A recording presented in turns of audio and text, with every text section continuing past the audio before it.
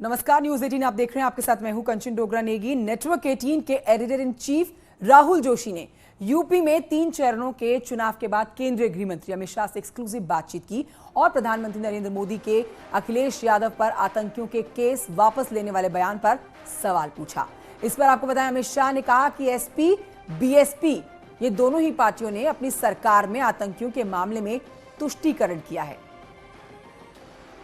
आज हरदोई से उन्होंने बोला, अभी अहमदाबाद में ब्लास्ट केस हुए तो उसमें 38 लोगों को फांसी की सजा और करीब 11 लोगों को आजीवन कारावास हुआ है। उन्होंने कहा कि सपा और बसपा के राज में इन टेररिस्ट लोगों को छोड़ दिया जाता था। नहीं, 11 ऐसे मामले हैं जी सपा बसपा के राज में जिसमें पोटा और यूएपीए लगाया था, उसको विड्रॉ कर लिया गया, जिसमें संकट मोचन के बम ब्लास्ट से लेके बहुत सारे मामले सेंसिटिव टाइप। आप देश की सुरक्षा के लिए क्या सोच रखते हो, उसका जवाब उत्तर प्रदेश की जनता को सपा बसपा ने देना पड़ेगा। अब आप एक बात समझ लीजिए कि जिन पर पोटा और यूएपीए लगा है, या तो आतंकवाद विरोधी कानूने लगे, वो हटाकर केस को हल्का कर आप किसकी मदद करना चाहते हो और क्यों करना चाहते हो? सिर्फ और सिर्फ वोट बैंक के लिए? तो क्या बाकी के लोगों के वोट नहीं है? जो विक्टिम है उनके वोट नहीं है? और ये फील पूरे उत्तर प्रदेश में है और कांग्रेस के शासन में भी ढेर सारे ऐसे मामले आए देश भर में। आज मोदी जी के मुख्यमंत्री रहते, आज एक केस इतने कम समय के अंदर, बॉम्ब ब्लास्ट के सारे केसों का एनालिसिस कर लीजिए, बहुत कम केसों में सजा हुई है।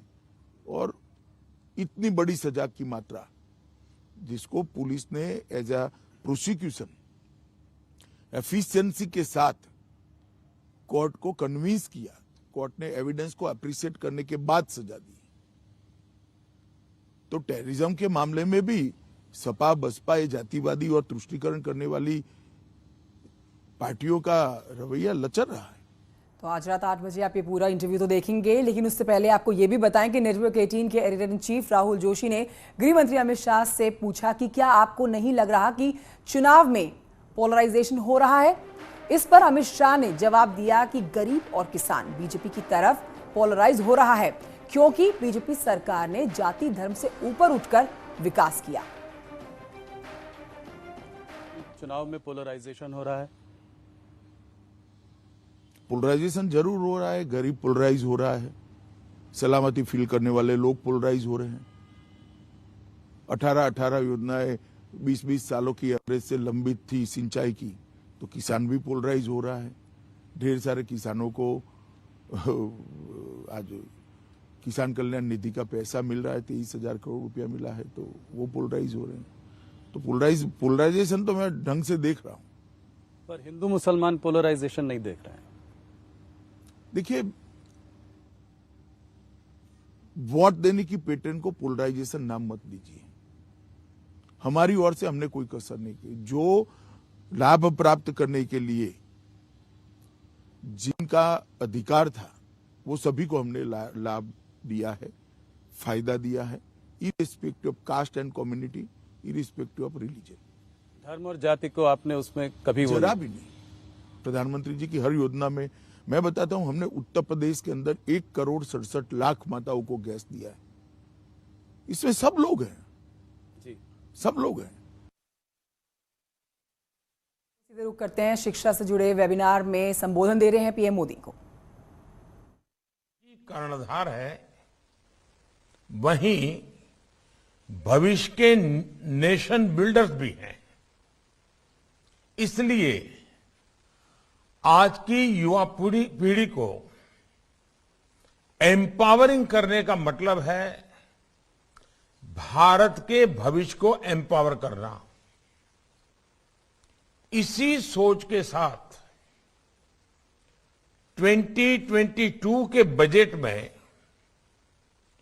एजुकेशन सेक्टर से जुड़ी 5 बातों पर बहुत जोर दिया गया है।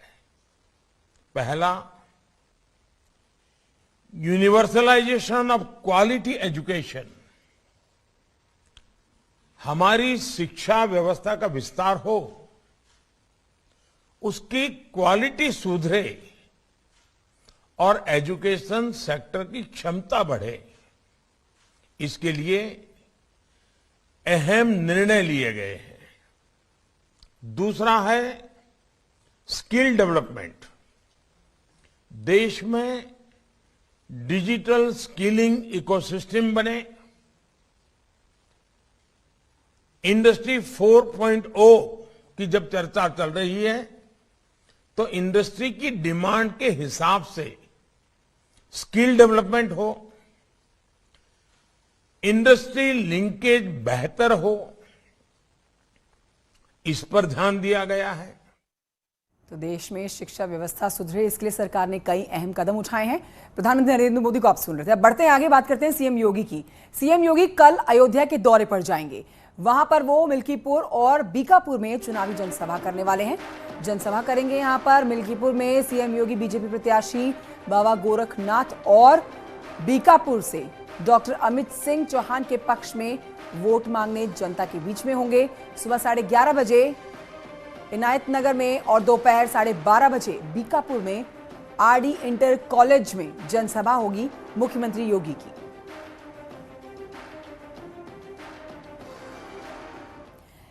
आगे बढ़ते आपको बताते हैं, कांग्रेस बीजेपी में शामिल हुए आदित्य सिंह रायबरेली में एक बार फिर से चुनावी मैदान में हैं। इस बार क्या है उनकी चुनौती, कैसा चल रहा है चुनाव प्रचार, देखिए आदित्य सिंह का ये एक्सक्लूसिव इंटरव्यू।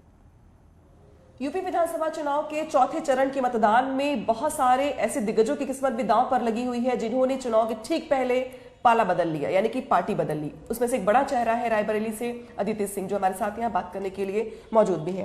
आदित्य जी, प्रचार कैसा चल रहा है आपका? बहुत अच्छा चल रहा है, God is been kind, thank you.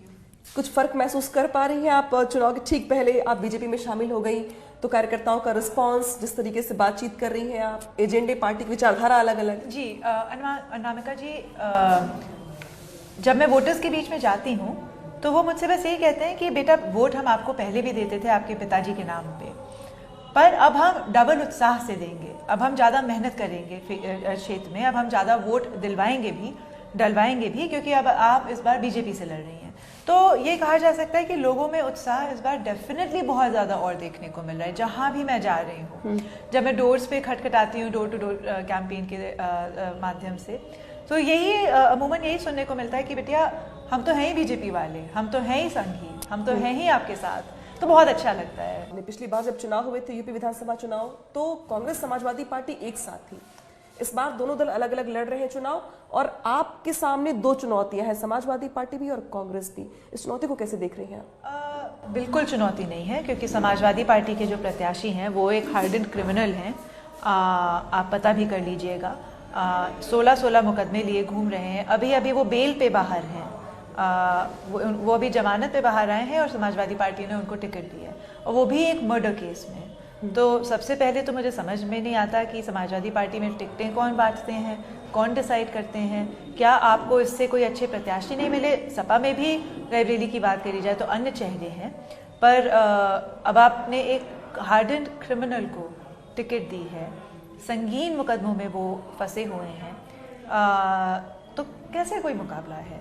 रही बात कांग्रेस की, कांग्रेस का रायबरेली में कोई वर्चस्व ही नहीं है, आप बेहतर जानते हैं।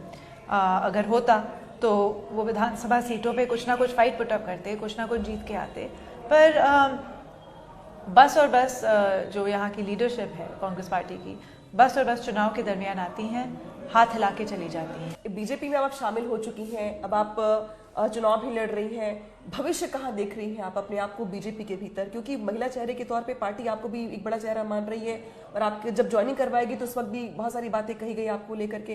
कहाँ देख रही भविष्य अपना? अनामिका जी, अभी मैं बस और बस अपने रायबरेली पे फोकस कर रही हूँ। मैं सबसे फर्स्ट एंड फॉरमोस्ट मैं यहाँ की विधायक हूँ और विधानसभा का चुनाव लड़ रही हूँ, फिर से जीतने की आकांक्षा अपेक्षा रख रही हूँ।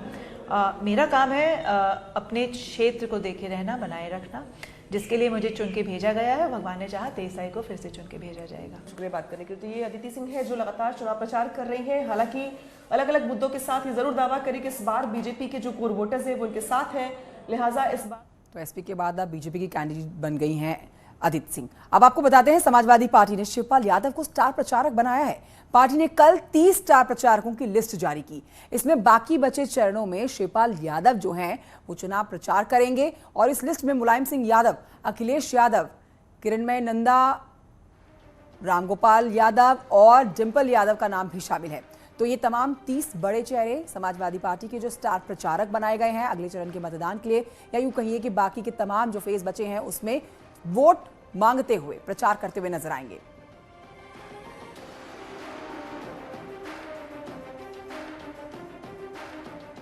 प्रधानमंत्री नरेंद्र मोदी की बात करें तो कल वो हरदोई में थे और उन्नाव में उन्होंने जनसभा की। 2014 से पहले हुए देश में आतंकी बम धमाकों का उन्होंने जिक्र किया था। अखिलेश यादव पर उन्होंने निशाना साधा।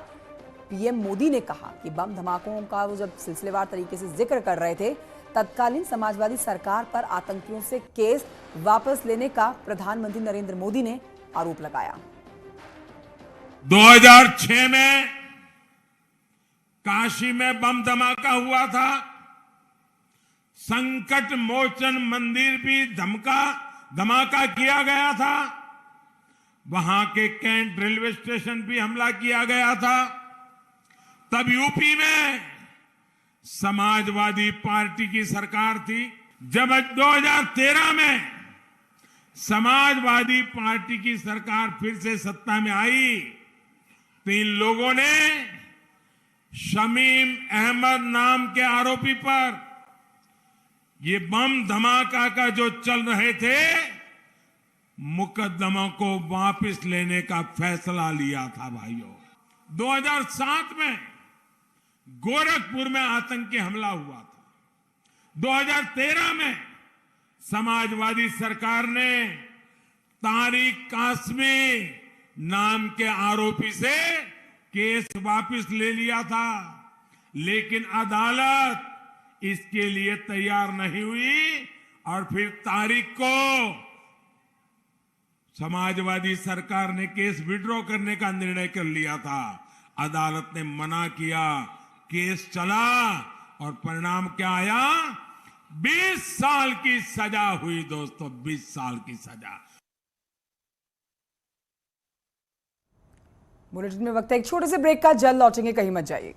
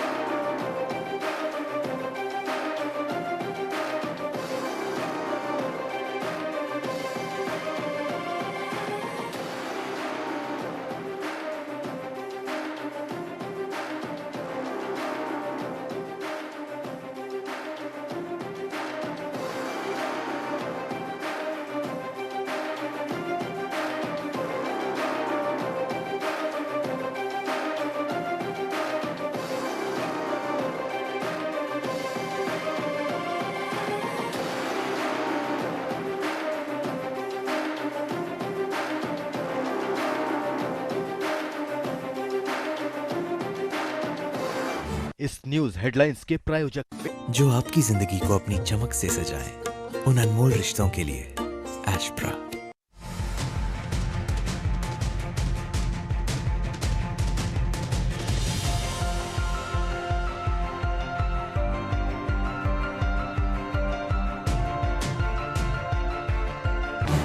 इस न्यूज हेडलाइंस के प्रायोजक जो आपकी जिंदगी को अपनी चमक से सजाए, उन अनमोल रिश्तों के लिए एस्प्रा।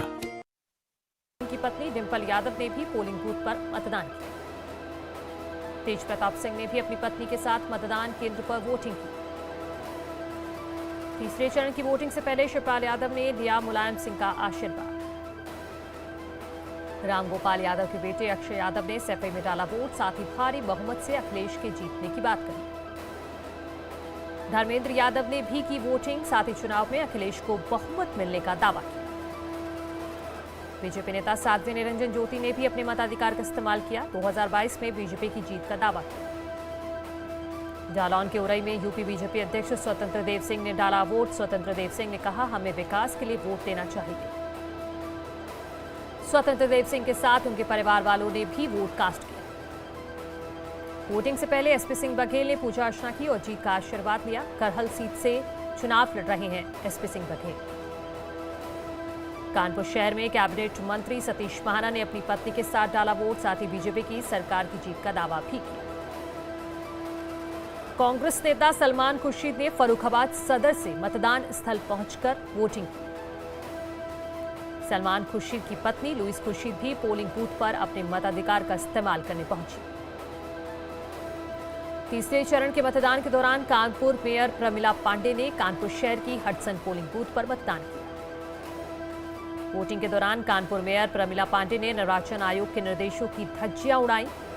ईवीएम में वोट देते हुए फोटो शेयर की। पुलिस ने केस दर्ज किया। जालौन के उरई से लाखन सिंह ने अपने मताधिकार का इस्तेमाल किया। कानपुर शहर में राज्य मंत्री नीलिमा कटियार ने शारदा नगर स्थित वीरेंद्र स्वरूप स्कूल में मतदान किया। कन्नौज में मंत्री अजित पाल ने वोट डाला। इटावा के जसवंत नगर में पोलिंग बूथ पर डाला। रामगोपाल यादव वहां पर वोट डालने पहुंचे। बबीना विधानसभा क्षेत्र में वोट डालने के विवाद में एसपी और बीजेपी कार्यकर्ताओं में खूनी संघर्ष। पार्टी के कई कार्यकर्ता गंभीर रूप से घायल। वोटिंग के दौरान कानपुर पुलिस की अनोखी पहल, छोटे बच्चे वाले अभिभावकों को मतदान कराने में मदद की। पोलिंग सेंटर्स के बाहर संभाले बच्चे। मतदान को लेकर पुलिस ने संभाला मोर्चा। बुजुर्गों को सरकारी वाहन से सहारा देकर पहुंचाया मतदान स्थल। मतदान के बाद बुजुर्गों को सकुशल उनके घर पहुंचाया गया। विदाई से पहले मतदान करने पहुंची युवती कासगंज विधानसभा में डाला वोट। सैफई में सबसे कम हाइट के शख्स ने डाला वोट। अपनी ट्राईसाइकिल से मतदान करने पहुंचा। फिरोजाबाद में एक वृद्ध महिला व्हीलचेयर पर बैठकर मतदान केंद्र पहुंची। लोगों के लिए पेश की मिसाल। हमीरपुर में मतदान केंद्रों पर तैनात भारत तिब्बत सीमा पुलिस के जवान बुजुर्ग और विकलांग मतदाताओं की कर रहे सहायता। कानपुर के समाजसेवी ने की अनोखी पहल, वोट देकर आने वालों को मुफ्त में कराया नाश्ता। कानपुर में बुजुर्गों में दिखा उत्साह, पोलिंग बूथ पर पहुंचकर डाला वोट। महोबा में शादी से पहले मतदान केंद्र पर पहुंची महिला, बूथ संख्या 118 से किया मतदान। फर्रुखाबाद से अनोखी तस्वीर आई सामने, दुल्हन को गोद में उठाकर वोट डालने पहुंचा दूल्हा।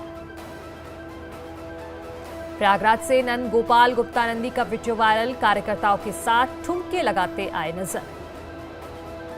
हाथरस कांड के पीड़ित बिटिया का परिवार सीआरपीएफ की सुरक्षा में मतदान केंद्र पहुंचा। भारी सुरक्षा के बीच किया मतदान।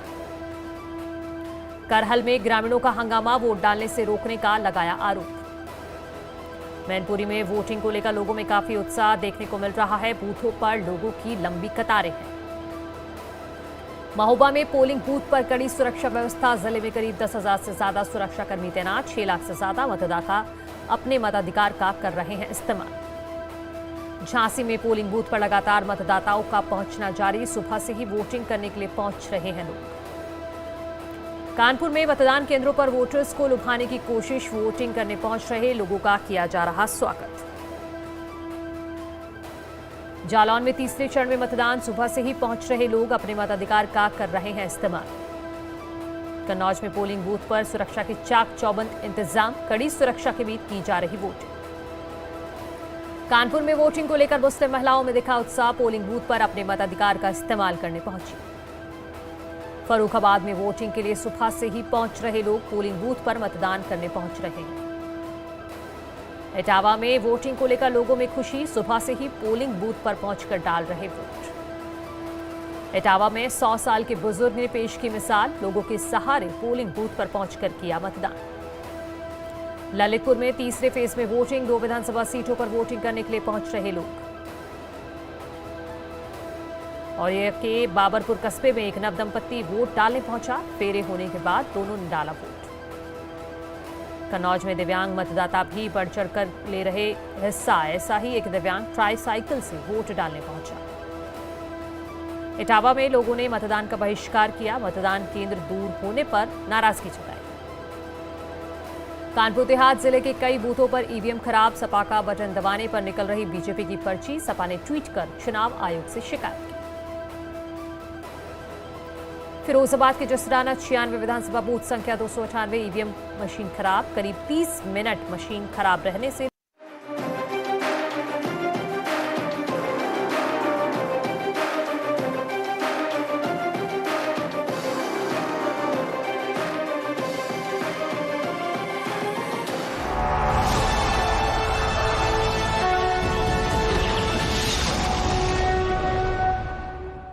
और आइए सीधे आपको ले चलते हैं लखनऊ, जहां पर प्रियंका गांधी वाड्रा जो हैं वो रोड शो कर रही हैं। तो एक बड़ी जिम्मेदारी कांग्रेस महासचिव प्रियंका गांधी वाड्रा के कंधों पर इस बार दी गई है। 2022 को जीतने के लिए कांग्रेस की पूरी दी गई जिम्मेदारी को निभाते हुए एक बार फिर से प्रदेश की राजधानी लखनऊ में प्रियंका गांधी वाड्रा जो हैं वो रोड शो कर रही हैं। कांग्रेस के लहराते हुए झंडे आपके सामने हैं। गाड़ी के ऊपर सवार प्रियंका गांधी तमाम कार्यकर्ताओं के बीच में एक बार फिर से दम भर रही हैं कांग्रेस पार्टी के जीतने का। ये लाइव तस्वीरें आपके सामने लखनऊ से आती हुई प्रियंका गांधी के रोड शो से। तो आज एक बार फिर से चुनाव प्रचार जो है शाम को थम जाएगा इसका शोर। उससे पहले बड़े दिग्गज प्रचार करते हुए नजर आएंगे। राजीव फोन लाइन पर और जानकारी के साथ मौजूद हैं। रोड शो पर और अपडेट ले लेते हैं। राजीव, आप इस समय वहां मौजूद हैं। हम देख पा रहे हैं कि यहाँ पर प्रियंका गांधी जो है पूरी तरह से एक बार फिर दम भर रही हैं चुनाव जीतने का इस बार का। तो बड़ी जिम्मेदारी जो दी गई है वो इस रोड शो के जरिए और तमाम प्रचार करती हुई तस्वीरों के जरिए समझी जा सकती है कांग्रेस पार्टी की।